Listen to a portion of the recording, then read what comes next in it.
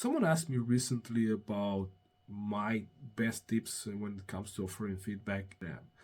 I said that first of all, you have to differentiate between ongoing and recurrent feedback discussions that you have with your team. If you are a manager, if you have a project team and you discuss with them, then you should include some feedback into one on one discussions. I'm still surprised by so many leaders still do not have one on one discussions with their teams. And if you're one of those, I really urge you to start discussing with your team and include feedback in those discussions. So you have this ongoing feedback. It's more or less an improvement feedback, a continuous improvement. And then you have situations where something happened and you need to offer punctual feedback, timely feedback to the person. And there is two types of feedback that you offer timely. First of all is when it happens. So let's say someone says something inappropriate in a meeting with a client or in a meeting with a team. As a leader, you have to make sure that you set the stage right. In other words, you have to call out that behavior. And you have to say, well, that's not what we do here. This is not how we talk to that. And for everyone to understand that this is not acceptable. You have to do that. That's when it happens.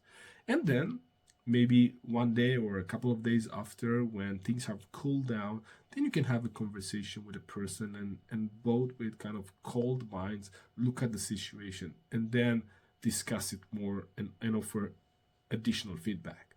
So two types of feedback: ongoing feedback and punctual feedback.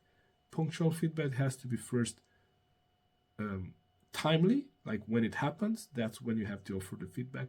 And then also with cool mind, when things have settled, again, you want to build on that feedback and see what needs to be changed.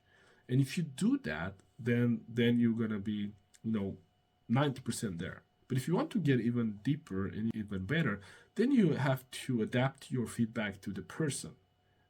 If someone wants to be communicated directly, then your feedback has to be in that form. If someone wants to be communicated maybe more softly and they need some time to think, to maybe clarify their thoughts, you also have to allow for that.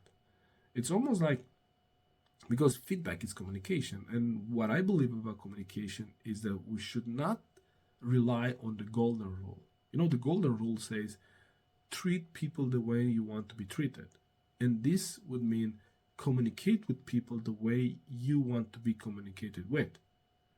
Well, the platinum rule is communicate with people the way they want to be communicated. This means offer feedback to people the way they want to receive feedback. If you do that, you'll thank me later.